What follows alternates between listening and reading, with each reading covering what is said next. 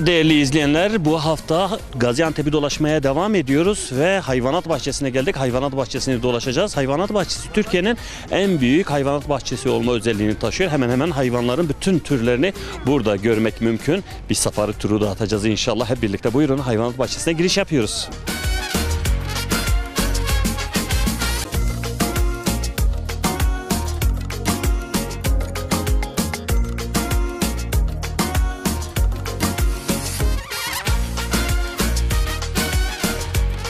Evet değerli izleyenler, şu anda burada araba bizi bekliyor. Safari turu yapacağız inşallah. Bakalım nasıl bir şey olacak, güzel olur inşallah. Selamünaleyküm.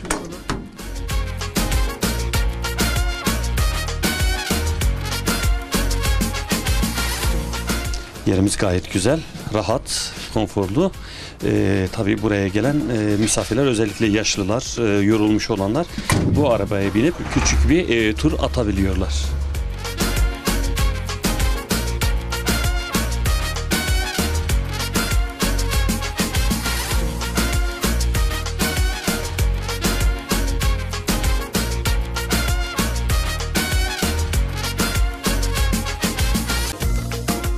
Ama gerçekten çok güzel, etkileyici, büyük bir ormanı andırıyor adeta burası.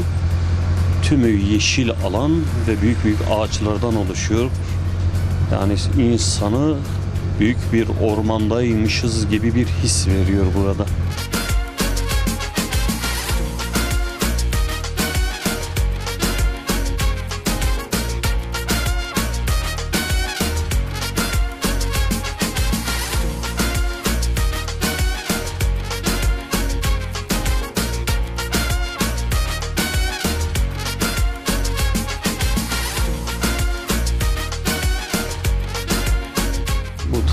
Yırtıcıların olduğu taraf herhalde. Evet, aynen o şekilde.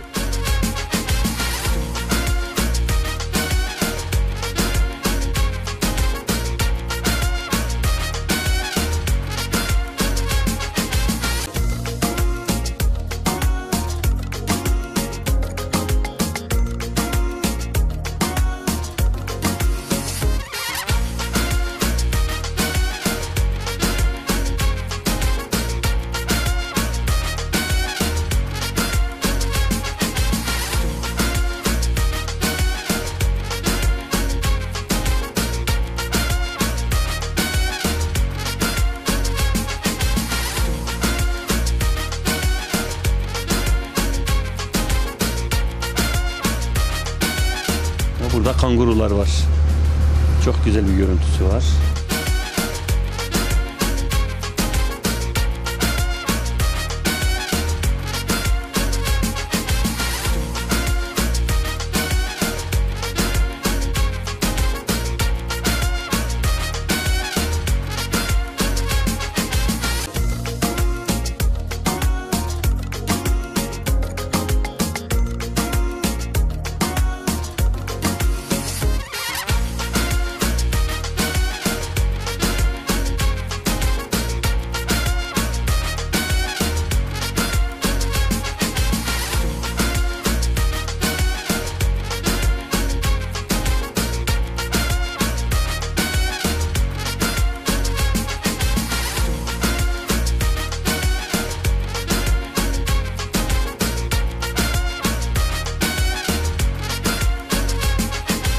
Evet değerli izleyenler, Gaziantep'i dolaşmaya devam ediyoruz. Şu anda bir meydana geldik. Burası Şehreküstü Meydanı olarak biliniyor. Şehreküstü konakları hemen sol tarafta. Tarihi yer. Gaziantep'in öyle bir özelliği var. Adım başı tarih, adım başı tarih. Nereye gidiyorsanız gidin mutlaka karşınızda tarihi bir yapı, tarihi bir cami. Eski tarihlerden kalma anılarla dolu. Bundan dolayı Gaziantep'i dolaşa dolaşa bitiremiyoruz, bitiremeyeceğiz. O şekilde de gözüküyor. Ve bu konaklar da tarihi özelliklerini koruyorlar. Bu meydanı da güzel bir parka çevirmişler, yeşillendirmişler. Tabii bunu da söylemekte fayda var. Gerçekten tarihin en güzel örneklerini burada görebilirsiniz, burada karşılaşabilirsiniz. Tabii Gaziantep'in şöyle bir özelliği daha var, onu da söyleyeyim size. her mahallede mutlaka ama mutlaka 2-3 tane park var. Bu parklarda çok güzel dizayn edilmiş ve yeşil alan olarak kullanılıyor. Ve tarihi konaklar da şu anda burada. Ve güzel yapıtlar, güzel yapılar.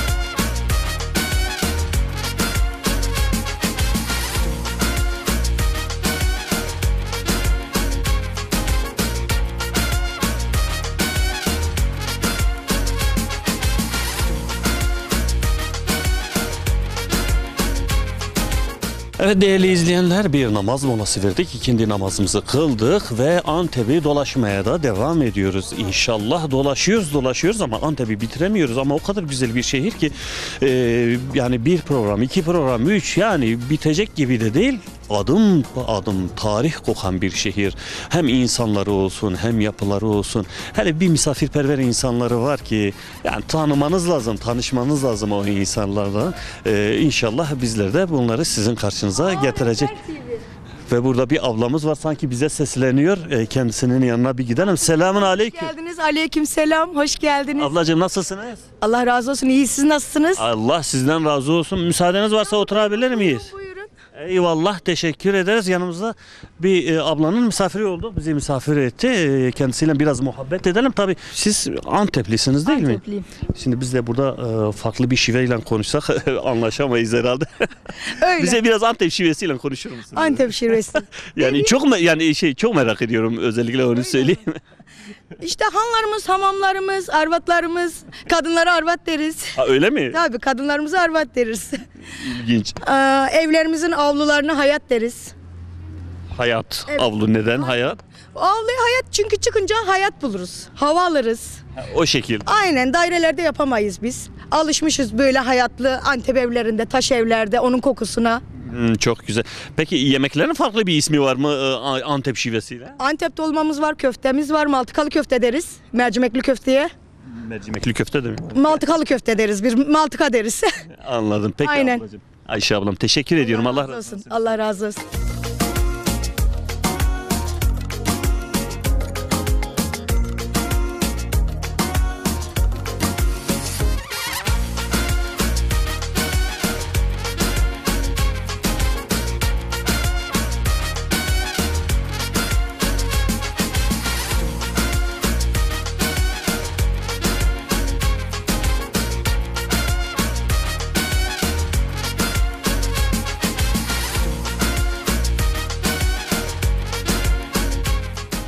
Kıymetli izleyenler, Gaziantep Şehreküstü konaklarının olduğu yerde dolaşırken merak ettik şimdi niye Şehreküstü deniyor buraya. Yanımızda bir amcamız var.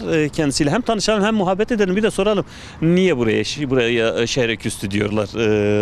Kendisinin bu konuda bilgisi var. Bizi aydınlatacak. Selamun aleyküm. Aleyküm selam. Hoş geldiniz. Eyvallah, Allah razı olsun. Gaziantep'imize, Gazi şehrimize şeref verdiniz. O şeref bize ait. Allah razı olsun inşallah.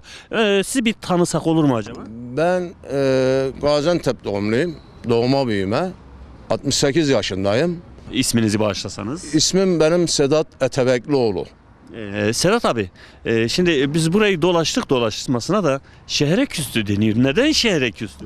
Bir hikayesi var mı buranın? Sayın kardeşim, bizim burası neden şehreküstü? Biz büyüklerimizden ve ecdatlarımızdan öğrendiğimize göre buralık kaç yüz senelik şehreküstü olduğunu hiçbir insan da bilmiyor, tarih de söylemiyor.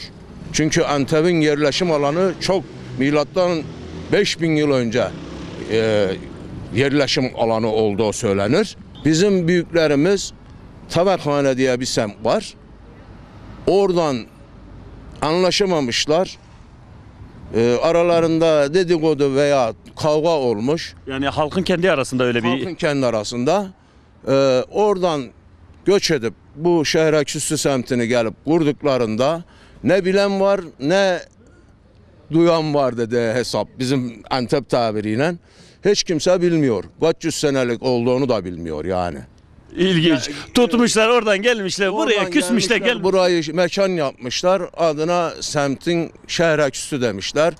Biz de şehreküstü olaraktan övünç duyuyoruz, iftihar ediyoruz semtimizle. Bu hemen 20 metre aşağımızda Şeyh Fethullah Camisi vardır. Antep savunmasında yaralanan ecdatlarımızı, dedelerimizi, büyüklerimizi buraya getirip o zamanın şartlarına göre tedavi etmişlerdir. Biz büyüklerimizden, benim nenem de Antep Harbi'nden sonra yaşadığı için büyüklerimizde böyle kurşun yarası olanları ayaklarını veya kollarını destereyle kestikleri söylenir. Hadi o da mı var? Evet. Çok ilginçtir ama gerçektir. Subhanallah, ne acı bir durum. Yoklukta Nenem bile bunu söylerdi. Oğlum dedi aç kaldık dedi. Taş koyduk dedi tencereye dedi. Çocuklar aç kalmasın diye o yemek bellesinler diye bunun suyunu, taşın suyunu içirdik dedi biz dedi çocuklarımıza dedi. işte iman gücü, fedakarlık, birlik, beraberlik, bütünlük küffarı yerle bir ediyor. Evet. Peki çok teşekkür ediyorum. Allah razı olsun. Ben teşekkür ederim. Hoş geldiniz, şeref verdiniz. Eyvallah. Teşekkürler. Memnun oldum. Yine beklerim.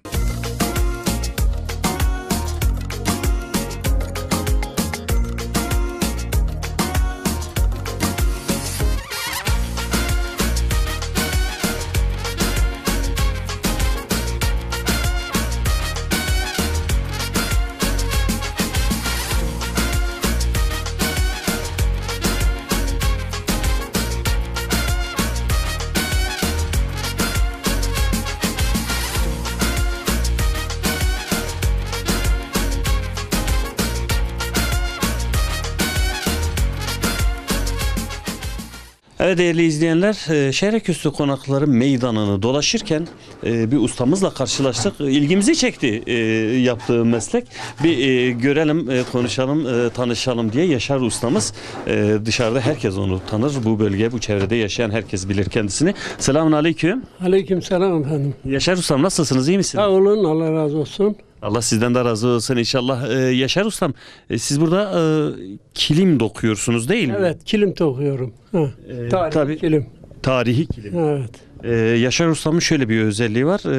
Antep'te sadece el dokuma kilimi bir tek kendisi yapıyor. Yanılıyor muyum ustam? Doğru. Bir tek ben yapıyorum. Yapan yok. Ne zamandan beri yapıyorsunuz usta? Bunu ben 95'ten beri yapıyorum. 1995'ten beri. 1995'ten beri. Peki zor olmuyor mu bu yaşınızda bu meslekle uğraşmak? Yok, gayet iyidir. Hem sağlık bakımından iyidir. Hem de para kazanıyorsun. Hem sağlık bakımından hem de bu tarihi şeyi devam ettirmek istiyorsun yani. Değil mi? Peki normalde bir kilim yaptığınız vakit ortalama kaç gün sürüyor veya kaç ay sürüyor? Şimdi küçük ebatına göre söyleyeyim ben. 120'li var, 180'li var, 240'lı var. Şimdi 120'yi hesaplarsan 120'den 2 tane yapıyorsun. 180'den bir tane, 240'tan bir tane. Yani bir tane dediniz yani gün olarak kaç gün? Günde bir tane yani. Ha, günde bir tane. Günde, Anladım. günde bir tane. Anladım. Vallahi güzel bir iş. Sizin dışınızda kimse yok aileden değil mi bu işi yapabilecek? Yok, kimse yok. Şu an yoktur yani. Keşke olsaydı, en azından yazınıza bir çırak alsaydınız veya bir öğrenci alsaydınız. Bu mesleği devam ettirseydiniz veya ustam. Valla ben de istiyorum ama öğrenmek isteyen gelen giden çok da fakat gelen yok yani. Anladım. Ben isterim yani. Anladım. Çünkü yazıktır.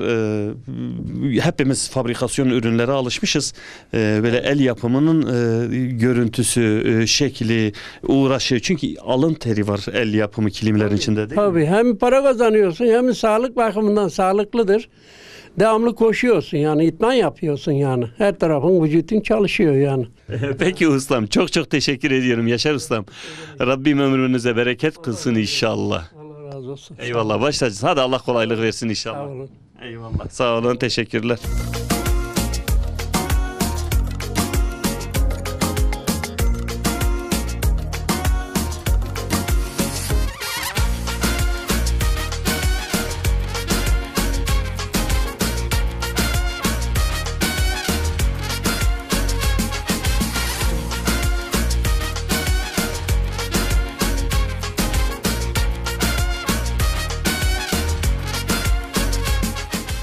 Evet kıymetli izleyenler, şimdi de Gaziantep tarihi Bakırcılar Çarşısı'na doğru gidiyoruz. Bakalım Bakırcılar Çarşısı'nda ne var ne yok, bizi ne bekleyecek, ne göstereceğiz sizlere.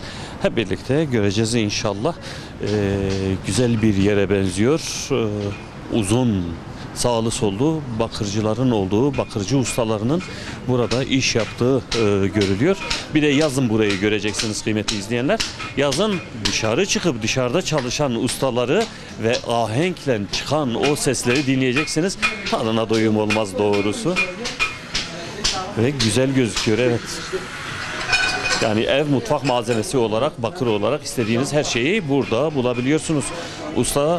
Ustalarımızın altında tüm sanatlarını konuşturarak yaptıkları şaheserler şu anda sağlı sollu gözüküyor ve burada da garip bir şey gördüm. Değerli izleyenler, burada güzel bir şey gördüm. Ama ne? Yemeni mi diyorlar? Evet, Habeş Yemeni ustamız burada. Garip.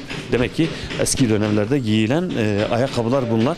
Bir içeri bir bakalım. Kim var içeride, ne var? Gerçi küçük bir dükkan. Bakalım. Selamun aleyküm. Usta, misafir kabul ediyor musunuz? Buyurun. Eyvallah, ustamız bizi kabul etti. Haydi bakalım bir içeri girelim. Selamun aleyküm. Aleykümselam. Ustam nasılsınız? İyi misiniz inşallah? İyi, çok şükür. Allah'a çok şükür. Allah razı Siz de olsun. iyisiniz. Çok teşekkür ediyorum ustam. Allah razı olsun inşallah. Ne yapıyoruz biz burada ustam? Ustam, ben burada yemeni yapayım. Yemeni dediğiniz eski tarihlerde giyilen ayakkabılar değil mi? Evet, evet. Evet. Sizi tanıyabilir miyiz ustam? İsmim Habeş. Habeş ustam. Nasılsınız? İyisiniz? Allah razı olsun. Çoktan mı yapıyoruz bu işi? 6 yaşından beri. Aa, maşallah. Şimdi yaş kaç? 73. 73 maşallah. Dile kolay. Bir ömrü siz bu sanata verdiniz. Evet. Allah yardımcınız olsun inşallah. Peki yani bu ayakkabıların özelliği ne? Yani süs olarak mı kullanılıyor yoksa insanlar hala giyiyor mu evin içinde? Benim bu Osmanlı'dan galiba.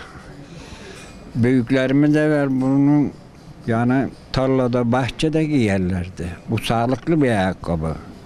Deriden meydana geliyor değil mi? Komple deri. El emeği, göz nuru. Maşallah. Peki şimdi? Şimdikse millet, biz bir ara bu battıydı. Şimdi bu Osmanlı'yı canlandırayım diye tekrar yeni canlandı. Çok şükür ekmeğimizi bundan yiyik. Yani. Değil mi? Tabii. Allah kolaylık versin. Yani şu anda insanlar bunu alıp eve götürüp giyiyorlar mı? Giyiyorlar. Sokakta da giyin, evde de. Bu, Hadi. tabii bu, yani yanında mantarın varsa kurudur. Kokuyu çeker. Şekere faydası var. İlginç. Çok Değerli faydalı. izleyenler, görüyor musunuz? Demek ki birçok şeye de şifalı. Tabii, tabii efendim, tabii. Çok faydalı. Vallahi. Tavsiye ederim. Tavsiye ediyorsun. Vallahi. Peki Ya ben yapayım diye değil. siz giymiyorsunuz herhalde değil mi? Benim burada var. Şimdi ayağım üşüyor, onu giyemeyeyim. Anladım. Peki bir yemeni ne kadar mal oluyor? Fiyat olarak? Efendim, şu durumda yani erkek mensinin 80 liraya verik, bayanı 70 liraya verik. Ucuz, fazla pahalı değil. Sade deri olması Çocuğa da hesabıyla. 40 liraya verik. 40 Gerçekten liraya. ucuz. Yani hakiki deri değil mi Ya bu? biz bunu düşündük, bunun 19 numarasını da dikeyim ben, çocuklar alışsın, giysin. Ben bununla büyüdüm desin. Değil mi? Tabii. Peki ortalama bir yemeni kaç günde bitiriyorsunuz? Şimdi ben bir oğlum var, onu öğretti. Çok güzel. Oğlumla ikimiz yapık. Günde 500, 400. Maşallah. Bize yapık yani. Aha da burada bir şey gördüm.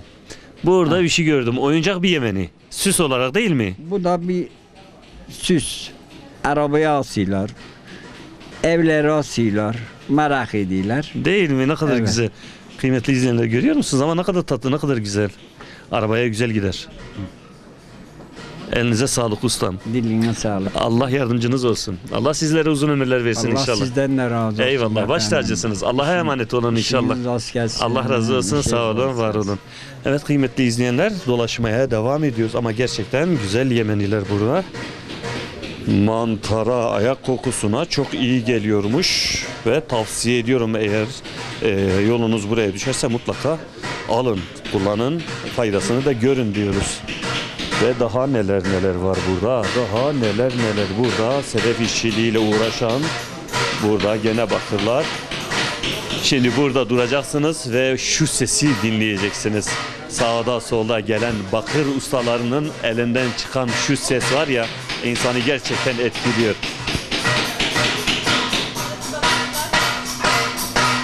Ve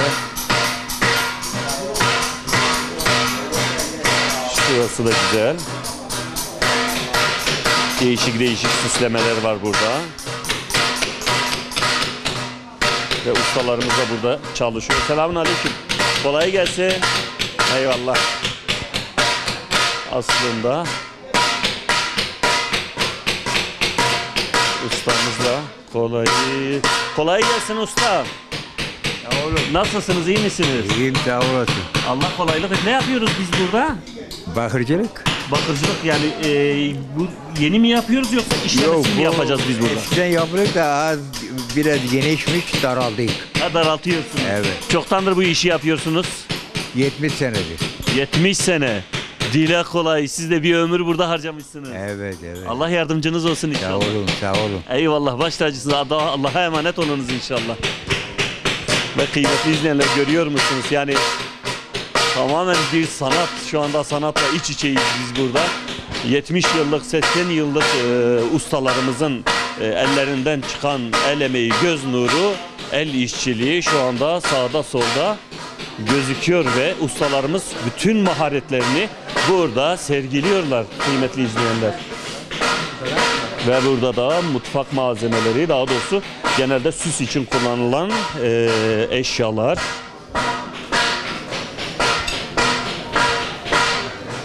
Ve tarihi çarşı, Bakırcılar Tarihi Çarşı gerçekten çok büyük bir tarihi çarşı. Gaziantep'e gelen izleyicilerimiz, ziyaretçiler mutlaka ama mutlaka buraya gelip burayı bir görmeleri lazım. Buraları tanımaları lazım. Ve burada da bir ustamız var. Selamünaleyküm. Aleykümselam Ustam merhaba, kardeşim. nasılsınız, iyi Merhaba, misiniz? hoş geldiniz. Teşekkür Eyvallah, ederim. Allah razı Sağ olun. olsun inşallah. Siz nasılsınız? İyisiniz? Baş tacısınız. Allah razı olsun. iyilik versin. Ya biz buraları dolaştık da gerçekten çok ilginç malzemeler var burada. Uzun süre midir buradasınız? 30 yıldan beri buradayım. 30 yıl maşallah. Tanıyabilir miyiz sizi? Ben Celal Kerizliyim. Antep doğumluyum. Küçük yaştan beri bakıcılık işiyle uğraşıyorum. Siz de küçüklükten beri. Yani bizim orada deyim var. Çıraklıktan gelme. Çekirdekten yetişine diyorlar değil mi? Çekirdekte yetişmezler. Aynen öyle. Peki bunlar satılıyor mu? Yani insanlar alıyor mu bunları? Bakır bin yıllardan beri kullanılan bir şey. Ve sağlıktan da çok faydalı bir şey yani. Bunları çelik veya alüminyuma benzetmemek lazım. Bunlardan pişen yemekler veya çayların tadı bir başkadır yani. Değil mi? Peki şu anda bizim burada dışarıda gördüklerimiz yani süs için mi yoksa evde kullanmak için mi? Bu gördüklerinizin hepsi kullanmak amaçlı. Mesela kahve setlerimiz, şöyle lokumluk baharat çeşitleri, çaydanlıklarımız, tencerelerimiz, bunların hepsi kullanmak amaçlı. Eyvallah. Alan insan gönül rahatlığıyla kullanabilir. Değil yani. mi? Tabii tabii. Ama gerçekten çok güzel. Peki teşekkür ediyorum ustam. Teşekkür Allah ederim razı kardeşim. olsun. Teşekkür Allah'a ederiz. emanet. Allah kolaylık Sağ olun, versin. güle güle efendim. Allah bereketli koysun Güle güle. inşallah. Eyvallah. Teşekkürler. Sağ olun. Evet kıymetli izleyenler, dolaşmaya devam ediyoruz Bakırcılar Çarşısı'nı. Ve epey gidiyor. Sol tarafta yaklaşık bir 100 metre, 150 metre daha uzuyor. Şuradan arka taraftan gene gidiyor. Ve biz de burada dolaşmaya devam ediyoruz. Ve çok ilginç malzemeler var burada. Çok ilginç ev ürünleri var. Özellikle burada en çok dikkatimi çeken Yemeni. Daha önceki tarihlerde insanlarımızın giydiği ayakkabı olarak kullandığı Yemeni burada her tarafta bulabiliyorsunuz. Her tarafta görebiliyorsunuz. Biz bunları size gösteriyoruz inşallah. Selamünaleyküm. Ustam kolay gelsin. Eyvallah. Vallahi siz de doğru söylüyorsunuz. Başımıza geliyor. Durun. Kıymetli izleyenler, dur bu amcanın yanına bir gidelim. Şimdi yolda giderken bize bir laf çaktı. Biz de hemen kendisini alalım. Selamun aleyküm. Ve aleyküm selam. Nasılsınız, iyi misiniz? Allah razı olsun, teşekkür ederim. Eyvallah, Efendim, Allah sağ razı olun. olsun inşallah. Cümlemizden, Şimdi siz bir cümlemizden. şey söylediniz, kolaysa başınıza gelsin dediniz. Çok mu zor? Ya buradaki esnaf var ya, vatandaşla ayrı ilgileniyor, devlet babayla ayrı ilgileniyor, efendim, Gelen ziyaretçilerle ziyaretçilerle ayrı değil mi? ilgileniyor. Tabii bunların işi çok zor. Burası Tabii. Arasa. Burası Arasa. Antep'in en meşhur yeri. Yani burası yani okunmamış üniversite. Ya bizim de dikkatimizi çekti. Şimdi oradan biz buraya kadar gelirken subhanallah. Evet. 80 yaşından 85 yaşına kadar ta küçüklükten beri 6-7 yaşından 80 yaşına kadar bu işi bu mesleği yapan biz ustalarımız da kaç ama gerçekten bu bizi Bu etkiledi. sokağın diğer adına ne diyebiliriz biliyor musunuz? Diplomasız üniversite mezunlarının sokağı. İşte bunu da biz Hepsi de bir burada üniversite mezunu. biz de burada bunu öğrenmiş olduk. Hayatın üniversitesinden mezun olmuş Hayat esnaflar. Önce bir sizi tanısak. Ben Emekli emekli öğretmenim. Vay hocam emekli öğretmen. Ne güzel. Evet, emekli. Siz üniversite mezunu yemenici mi diyelim, ayakkabıcı mı diyelim? De Ne diyorsun? ben 50 yıllık yemeneciyim burada. 50 yıllık üniversite mezunu diyelim. Çünkü gerçekten bu yemeni yani her insanın yapabileceği bir şey değildir. Yani sanattır. Daha doğrusu sadece yemeni hem bakır hem yemeni hem diğer el işi oymacılığı, sedefçilik yani normal insanların kolay kolay gidip öğrenebileceği bir şey değildir. Ancak çıraklıktan yetişip bunu öğrenebiliriz. Tabii bu da neredeyse bir üniversite değil belki binlerce üniversite değerinde kıymetinde olan bir süreçtir değil mi? Tabii doğrudur, doğru Ne söylüyorsun. zamandan beri bu işi yapıyoruz? 10 yaşından beri. 10 yaşından beri. Tabii yani burada benim yaşlarımda babam buradaydı, dedem buradaydı, amcalarım buradaydı. Hey maşallah. Yani işte dede baba mesleği yani diyorum. Baba mesleği, atalardan kalma bir meslek. Evet, eskiden şey vardı, abayı bilir misiniz? Biliyoruz, abayı duyduk. Gelirdi kısa kollu, beyaz, kahverengi, siyah, kendi satardı babam rahmetli, yemeni. İşte ben Ne güzel. Peki bu yemeni şu anda giyiliyor değil mi? Yani evlerde falan. Evet çoğaldı. Yani bir ara yani battı gibiydi. Şimdi yani bir iki seneden beri geri çoğaldı. Yani şu bayağı rağbet var. Yani yemek çok faydalı. Vallahi bence Bu de. yapmaz sıhhidir. Bunlar doktor tavsiyeli. Harika. Doktor da mı tavsiye ediyorum? Evet. Yani şu mesela ayağı rahatsız olan kişiye bazı insanın ayağı kokar. Bunlarda hiç koku denen bir şey olmaz. Sayın arkadaşım. Yani bunlar yani yemeni tavsiye ederim. Tamam. Evde de giyilir terlik Camuz gibi. derisi. Her tarafı deri bunun. Camuz. Öyle mi? Camuz lafım ona. İçinde bir gram naylon yok. Her tarafı deridir. Orijinal. Çok güzel. Yani şimdi bu başka bir hayvan derisi olmuyor mu? Sadece camus olması lazım. Olur. Da kalite olur. Keçi de olur. Ha, keçi de olur Keçi ama derisi. en kalitelisi. Dana derisi, camuz günü. Yani gönlü altlara camuz günü. Peki hocam.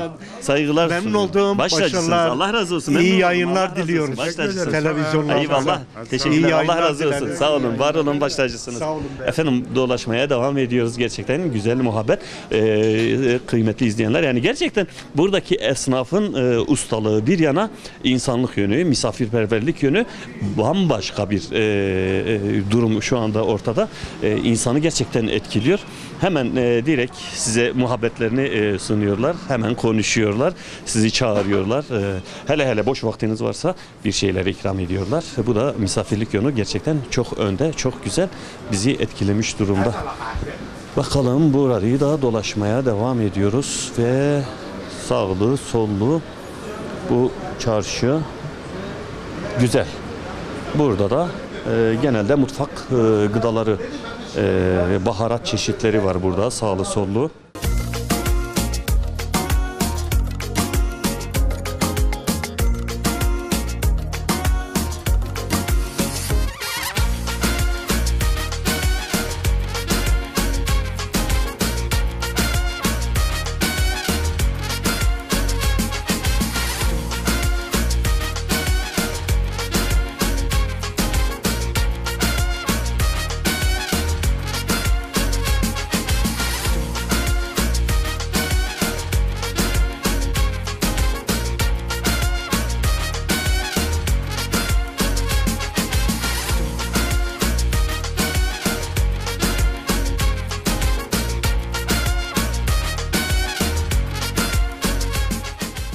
Evet kıymetli izleyenler, Memleket Gezgini programımız tüm güzelliğiyle devam ediyor. Şimdi de Antep'in vazgeçilmez lezzeti olan katmeri sizlere tanıtacağız inşallah. Katmer hem sabah hem öğlen hem akşam ve her anda her halükarda yiyinip tüketilen bir yiyecek, bir tatlı türü ama gerçekten tadına da doyum olmuyor. Bakalım katmer nasıl yapılıyor, ne şekilde yapılıyor? Hep birlikte görelim. Buyurun katmer.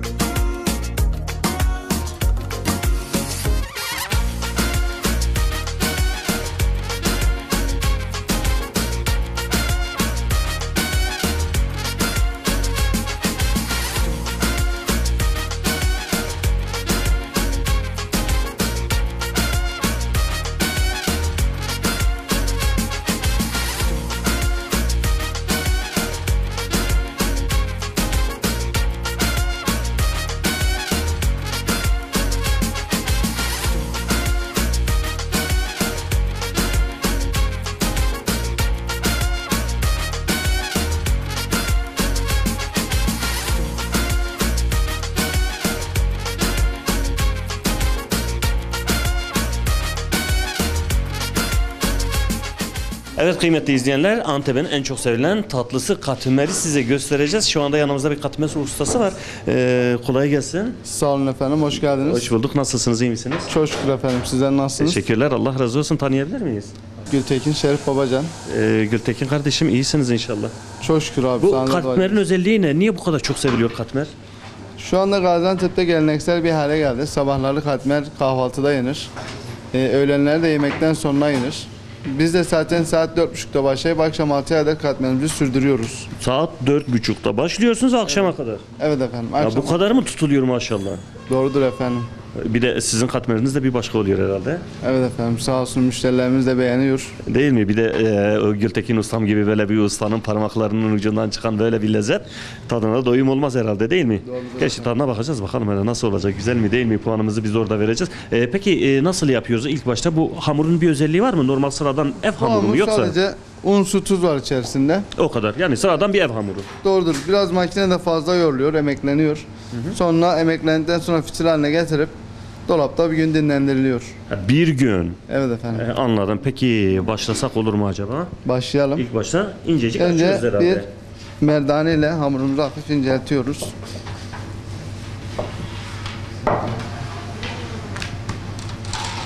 Yani bütün iş merdaneye mi düşüyor? Burada merdaneye düşüyor. Merdaneden sonra bu şekilde efendim hafif bir üzerine açalım. Sonra kendi parmaklarımıza Ha burada şimdi sanat konuşacak. Burada sanat konuşacak. Bir bakalım hele. buyurun efendim. Bu şekilde devamlı sallayaraktan hamurumuzu büyütüyoruz. Peki yırtılmıyor mu? Bazen yırtıldı oluyor da genellikle yırtmamaya da çalışıyoruz yani. Kıymetli izleyenler, görüyor musunuz şu sanatı, şu güzelliği, ama gerçekten harika bir durum. Sağ olun. Aman bize çarpmasın. Sonra elimiz, yüzümüz, böyle suratımız hepsi hamur olur. Ondan sonra hamuru açma işleminden sonra genişletmeye başlıyoruz. Uçlarından tutup hamurumuzu İncecik oldu. inceltebildiğimiz kadar da inceltiyoruz zaten abicim. En son konumuna kadar hamuru inceltmeye çalışıyoruz. Sanki biraz baklava hamuruna mı benzedi inceliği? Doğrudur. İşte bu yağdan açılıyor, baklava hamuru nişastadan açılıyor. Aradaki fark bu. Evet efendim. Bu şekilde hamurumuzun son inceliği. İncecik, aman Allah'ım. Gerçekten çok güzel. Ondan sonra katlama işlemine geçiyoruz. Bu kullandığınız neydi biraz önce? O Bu sade yağ. Sade Bu şekilde tereyağı mı yoksa? tereyağının özü. Tereyağının özü maşallah. İçerisinden süt alınmış hali.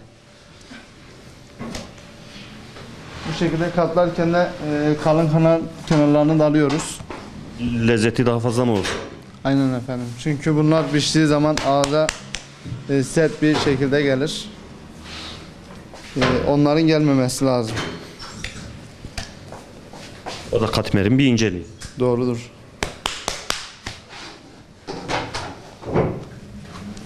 Şimdi katlama işlemimizi de gerçekleştirdik. Şimdi Gaziantep'imizin vazgeçilmez Antep fıstığını ilave yapacağız. Olmazsa olmazı değil mi? Doğrudur efendim. Bu şekilde birinci sınıf fıstığımızı katmerimizin ortasına gelecek şekilde ekliyoruz efendim. Maşallah, malzemesi de bol. Evet efendim, elimizden geldiği kadar zaten malzemeyi bol tutmaya çalışıyoruz. Bu şekilde de O? bu da şekerimiz. Ha, şeker de mi katılıyor? İsterseniz biraz tat vermesi lazım. Katmer tatlı olduğu için. Ama biz elimizden geldiği kadar şekerimizi daha tutmaya çalışıyoruz. Yine müşterilerimiz rahatlıkça bir katmeri bitirebilsin yani. Yani normalde tatlının içine şerbet giriyor. Doğrudur. Değil Biz mi? Ama siz şeker kullanıyorsunuz. Peki bu şeker ağza kıtır kıtır bir şey vermiyor mu? Bir tat getirmiyor mu? Fırında eriyor. Eriyor Kaymak mu? olduğu için süt kaymağı. Ha, bir de kaymak koyuyoruz Evet, içine. süt kaymağı eridiği zaman şeker de içerisinde eritiyor. Bunu da özellikle köylerden topluyoruz süt kaymaklarını.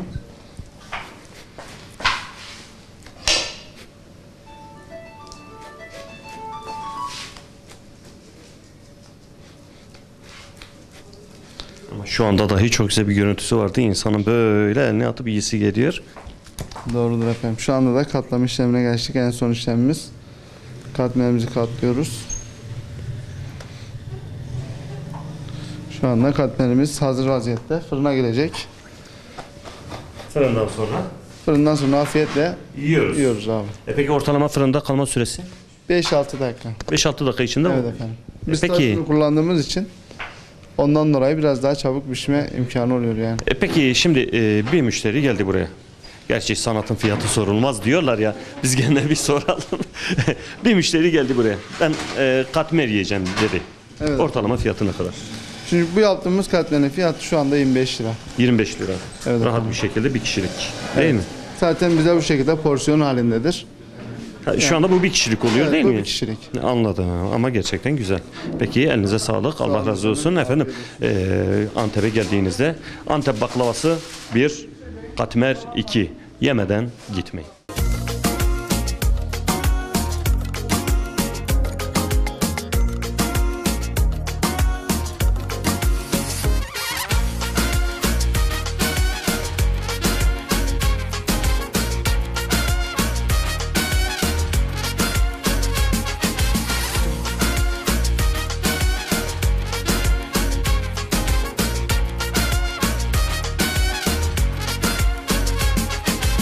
Evet kıymetli izleyenler, Antep'e geldik. Antep'e gelmişken teleferiğe binmeden gitmek olmaz. Şu anda teleferik hizmeti burada var. Ücretlidir gerçi ama bize bir kıyak geçtiler. Hemen biniyoruz inşallah. Bakalım teleferik keyfi nasıldır burada? Yavaş yavaş geliyor, yavaş yavaş. Ben hemen geçtim. Arkadaşlar gelin.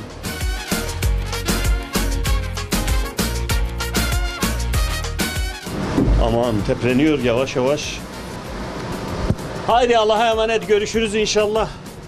Ve yavaş yavaş hareket ediyoruz. İlk binme esnasında biraz yavaş hareket ediyor. Fakat birazdan hızlanacağız. Yukarıdan bakalım buraların görüntüsü nasılmış. Nerelere gideceğiz? Teleferik bizi nerelere götürecek? Nereleri göreceğiz? Nereleri göstereceğiz sizlere? Haydi bakalım. Yazın çok işlekmiş buraları. Yetkililerden aldığımız bilgilere göre. Yani boş durmuyormuş, sürekli insanlar binip gidip geliyorlarmış. Özellikle çocuklar buranın müdavimleriymiş. Çok seviyorlarmış. Ve yavaş yavaş hızlanmaya mı başlıyoruz?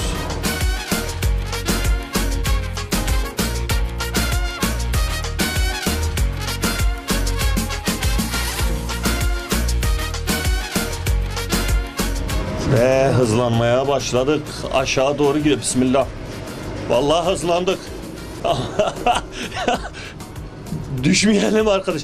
Kameraman kardeşlerim, siz kendinize dikkat edin. Siz düşmeyin de benimki önemli değil.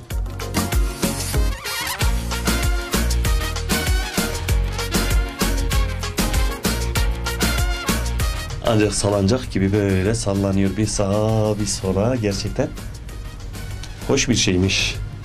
Şu anda aşağıyı görebiliyoruz. Yaklaşık aşağıdan 20 metre yükseklikteyiz şu anda. Tabii yükseklik değişebiliyor duruma göre.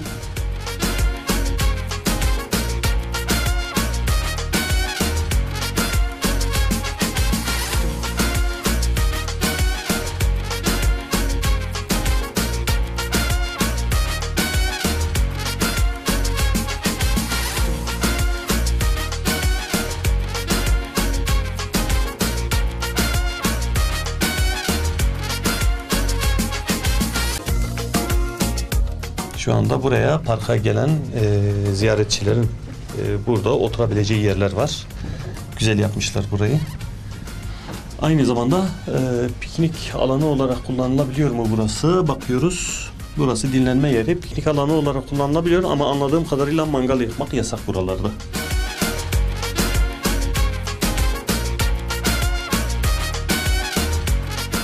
Yavaş yavaş son durağa doğru gidiyoruz. Daha doğrusu dönüşe doğru gidiyoruz. Son durak değil.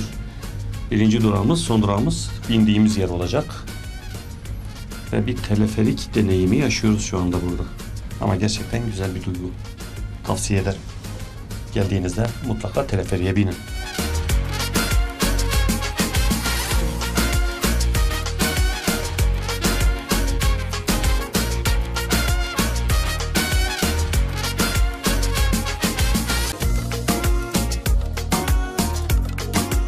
Evet kıymetli izleyenler, şu anda dönüyoruz. Burası bizim ilk durağımızdı. Dönüp tekrar yolumuza devam edeceğiz. Gideceğiz uzak yollara, bakalım yollarımız nerelere gidecek.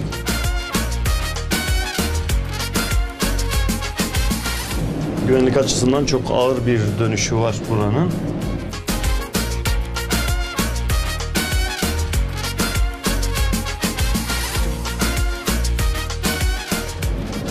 Ve dönüşü tamamladık, hızlanmaya başladık, gidiyoruz. Haydi yolumuz açık olsun arkadaşlar. Tekrar kendinize dikkat edin. Sallana sallana tekrar yolumuza devam ediyoruz. Haydi bismillah.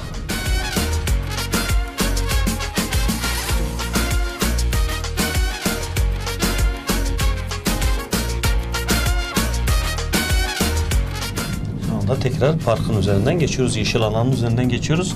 Şimdi Antep deyince akla gelen ilk şeylerden bir tanesi de yeşil alanlar. Parklarıyla çok isim yapmış, nam yapmış güzel bir şehrimiz. Hemen hemen her köşesinde bu yeşil alanı, bu parkları bulmak mümkün.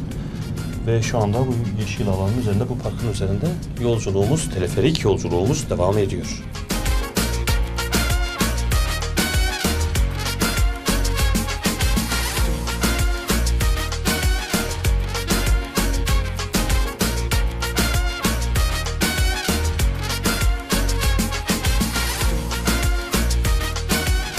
Evet arkadaşlar, bitmek üzere. Son 20 metremiz kaldı.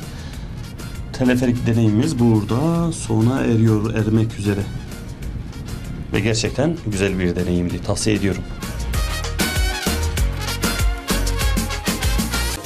Ve geldik ve bitti. Birazdan kapılar açılacak. Kapıdan çıkacağız inşallah.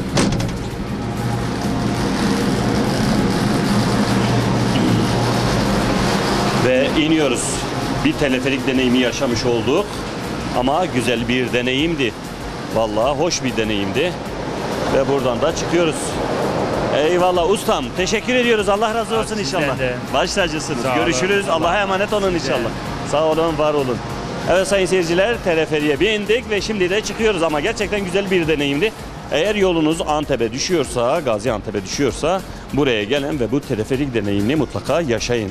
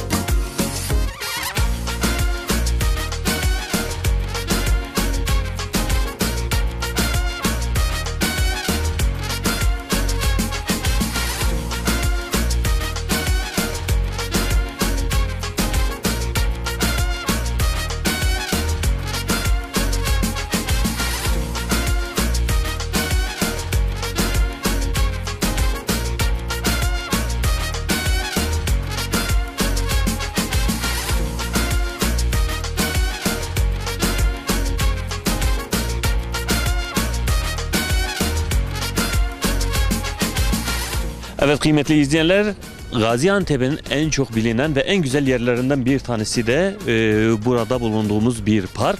Bu parkın çok güzel bir özelliği var. Dünya genelinde, özelde Türkiye fakat genelde dünya genelinde en çok bilinen tarihi yapıtların minyatür olarak sergilendiği bir park. Çok güzel yapmışlar. Bir bakalım bizleri neler bekleyecek. Buyurun.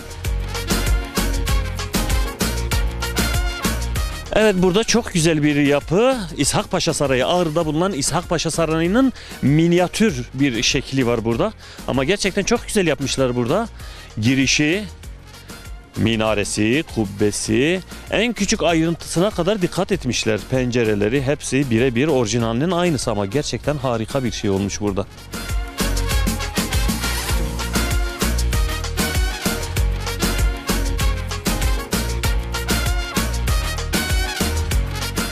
Ve devam ediyoruz kıymetli izleyenler. Burada da Erzurum'da bulunan ve çok güzel bir yapıya sahip, aynı zamanda tarihi yapıya sahip çifte minareli medrese diye bilinen bir yapı. Yapının minyatür şekli var burada. İşte bu da bizim size bir kıyamız. Sizi oralara götürmeden hemen buradan gösteriyoruz biz bunları. İnşallah canlı canlı da göreceğiz oraları.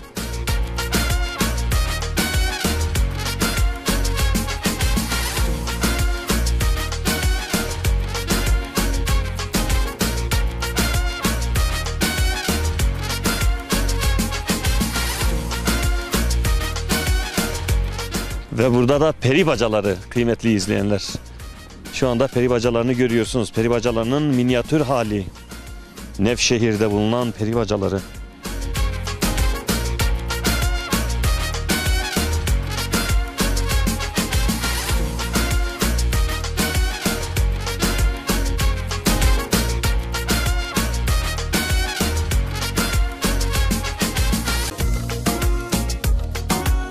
Ve şurada da bir külliye mi diyelim, cami mi diyelim, tüm ihtişamıyla burada gözüküyor.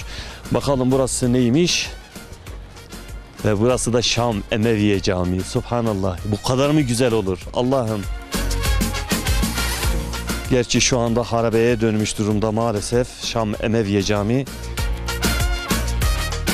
Acı bir gerçek. Ancak maalesef silahların, bombaların etkisiyle büyük bir hasar oluşmuş medresede, Emeviye Camisi'nde.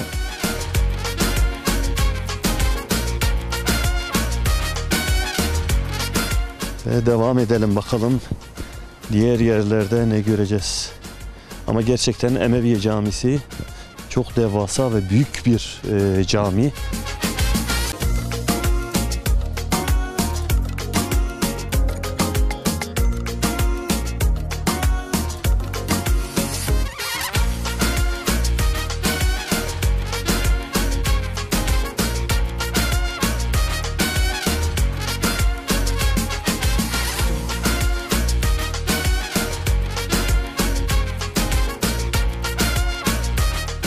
Ve büyük bir park burası.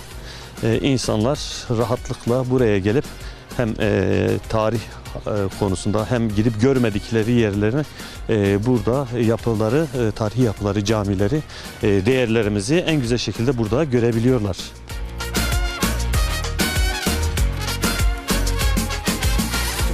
İslam aleminin yüreğini yakan, Müslümanların yüreğini yakan ve şu anda işgal altında olan bir yere geldik. Bir minyatürün sergilendiği bir yer. Efendim Mescid-i Aksa.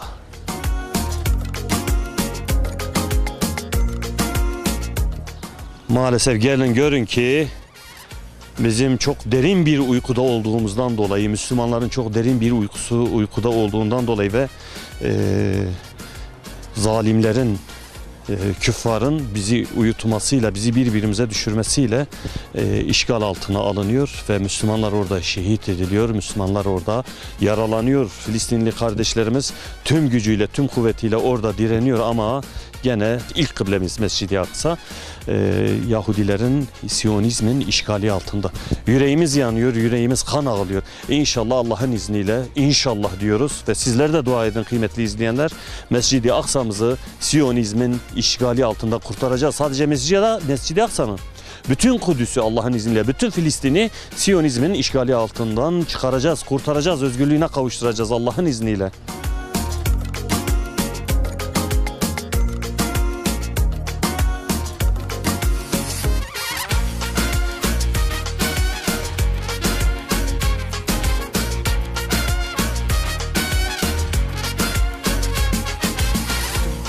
Burayı dolaştık. Burayı sizlere tanıtmaya çalıştık. Efendim Gaziantep gezimiz burada sona erdi. İnşallah önümüzdeki hafta başka bir ilde, başka bir şehirde, başka ülkemizin başka bir güzel memleketinde görüşmek dileğiyle diyoruz. Sağlıcakla kalın. Duanızı eksik etmeyin efendim. Esselamun Aleyküm ve Rahmetullahi ve Berekatuhu.